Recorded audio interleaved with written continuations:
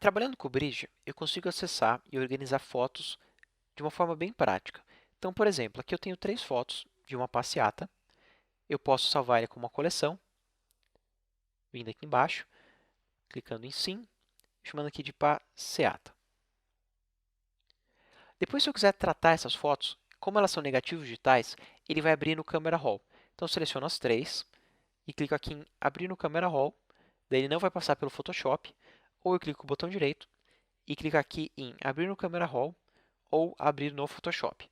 Se eu clico em Abrir no Photoshop, ele obrigatoriamente vai abrir o Camera Raw, por ser 32 bits de cor.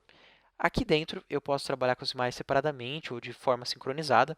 Eu vou selecionar todas elas e eu vou mudar aqui o balanço para automático. Já vai mudar de todas. Eu vou também aqui baixar um pouquinho a exposição, mas subir aqui um pouquinho as sombras. E eu vou aumentar aqui um pouquinho o contraste também e a vibração. Depois que eu fiz as alterações, como todas estavam selecionadas, ele fez em todas. Cada uma dessas aqui sofreu as mesmas alterações. E eu posso vir aqui embaixo agora, selecionar todas e clicar aqui em Abrir imagens. Agora ele está aqui carregando essas imagens dentro do Photoshop usando um certo perfil de abertura. Esse perfil de abertura estava configurado para 8 bits em RGB. Se eu quisesse, eu poderia alterar o modo que ele abria essas fotos dentro do Photoshop. Então, eu vou voltar lá no Bridge, botão direito, Abrir com Photoshop, e ele vai abrir aqui de novo o Camera Raw. Aqui ele está fazendo um acesso ao meu negativo digital que está no meu computador. Qualquer alteração que eu faço aqui, automaticamente ele salvou no meu RAW. Eu consigo ver, inclusive, que ele já está aqui com o balanço do branco ok, e já está com qualquer outra alteração que eu tenha feito ali dentro do Camera Raw. Mas qualquer alteração que eu fizesse dentro do Photoshop, ele não salva no negativo digital. O Photoshop ele cria uma nova versão desse arquivo, passando primeiro pelo Camera Raw. Então, o que eu faço no Camera Raw salva na minha imagem original, o que eu faço no Photoshop, obrigatoriamente, eu salvo no novo arquivo. Então, quando eu estou aqui no Camera Raw e eu venho aqui embaixo, eu consigo definir como que ele vai abrir no Photoshop. Então, nesse caso, eu vou pedir na melhor qualidade possível. Ele vai vir em Profoto, 16 bits, clico em OK e clico aqui em Abrir imagens. Ele vai abrir de novo no Photoshop, vai carregar cada uma delas, dessa vez no espaço bem superior. Aqui só está dizendo que meu Color Management não está ok com esse espaço de cor que eu estou abrindo. Então ele está dizendo, o espaço de cor que está abrindo é Profoto, mas o que você disse que por padrão você vai trabalhar é sRGB. Não tem problema, usar o Profoto que é o que eu quero. Clico em OK. Agora ele está carregando a próxima foto. OK. Próxima foto. OK. Então, nesses dois casos, eu trouxe o meu negativo digital. Eu vou colocar aqui a mesma foto uma do lado da outra. Só que aqui eu estou trabalhando com 16 bits de cor e aqui 8 bits de cor. Então, eu tenho aqui muito mais informações de cor. Eu consigo fazer um tratamento mais detalhado do que eu consigo fazer em 8 bits. Aqui em 8 bits eu consigo tratar a cor, mas é mais rápido para ele começar a posterizar e estragar a imagem do que em 16 bits, já que 16 bits tem muito mais informações de trabalho. Mas qualquer um desses dois que eu alterar, quando eu salvar, eu não vou salvar por cima do 32 bits. É diferente de quando eu trabalho no Lightroom. Lá no Lightroom, quando eu importo esses negativos digitais, eu estou inserindo informações novas em cima desse negativo original. É claro que, por padrão, ele salva essas alterações no catálogo. Eu acesso o meu catálogo, que é meu projetinho do Lightroom, e lá dentro está alterado. Fora do meu catálogo, por padrão, ele não vai alterar. Só que eu prefiro configurar para alterar também. Daí a gente vai lá nas informações e ele vai alterar por cima, tanto no Explorer quanto no Lightroom. E qualquer vez que você quiser voltar para o original, você volta de uma forma bem prática, porque são só informações que ele está inserindo em cima do teu negativo original. Ele nunca estraga essas informações do negativo original.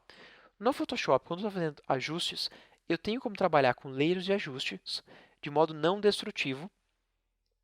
E se eu quiser voltar nas informações originais, a única coisa que eu preciso fazer é deletar esse levels. Mas não são nas originais lá do negativo digital, e sim nas originais da versão aberta pelo Photoshop. Outra coisa que você tem que tomar cuidado também é que se você salvou em JPEG, em PNG, em TIFF, em qualquer outro espaço que não é PSD, muitas das coisas que vai fazer não tem como você voltar atrás. Outra coisa também, você não tem como voltar atrás do histórico depois que você fechou o arquivo. Então, se eu vim aqui, eu pintei o arquivo, fechei, quando eu abrir eu não tenho como voltar atrás dessa pintura.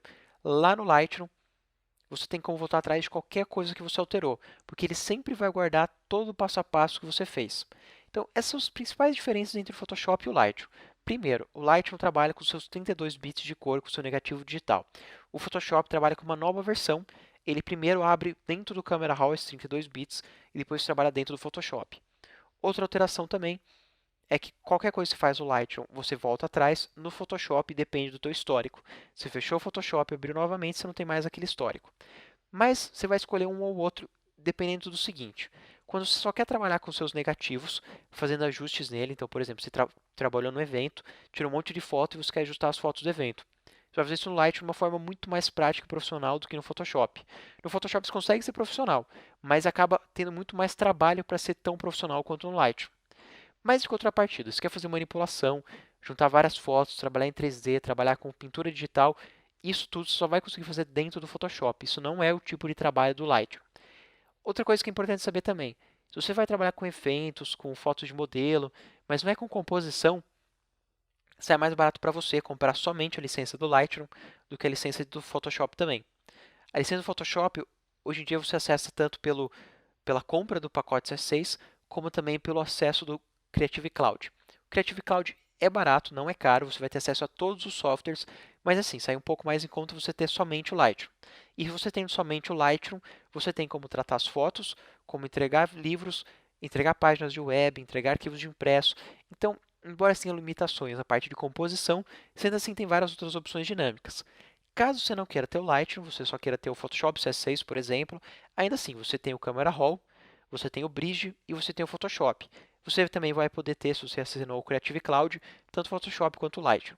Então, depende muito do tipo de trabalho que você tem, de qual você se familiarizar melhor, mas, resumindo, se você vai trabalhar com composições, diversas fotos ao mesmo tempo, pelo menos duas fotos ao mesmo tempo, você vai ter que ter o Photoshop. Você vai trabalhar com uma foto por vez, só fazendo tratamentos de cor, não vai ser composições entre as fotos, você vai poder trabalhar com Lightroom de uma forma bem rápida e profissional.